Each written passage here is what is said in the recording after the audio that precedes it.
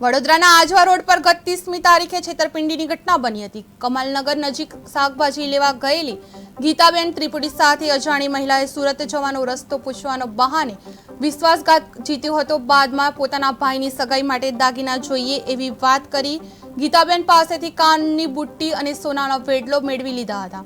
દાગીના લઈને રૂપિયા લેવા જવાની કહી મહિલાએ સ્થળ પરથી પલાયન કર્યું હતું। ફરિયાદ બાદ પોલીસે ઝડપી કાર્યવાહી કરતા ફરાર ત્રિપુટીને ઝડપી પાડી અને 1.6 લાખ રૂપિયાના દાગીના રિકવર કર્યા હતા।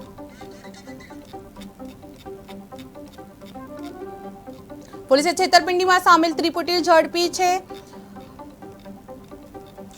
વડોદરામાં મહિલા સાથે છેતરપિંડીનો બનાવ બન્યો છે। ભાઈની સગાઈ બહાને દાગીના લૂંટ્યા હોય એવી માહિતી મળી રહી છે। આજવા રોડ પર ગીતાબેન ભોગ બનેલા હતા। પોલીસે છેતરપિંડીમાં સામેલ ત્રિપુટી ઝડપી કાર્યવાહીમાં રૂપિયા 1.6 લાખના દાગીના રિકવર કર્યા હતા।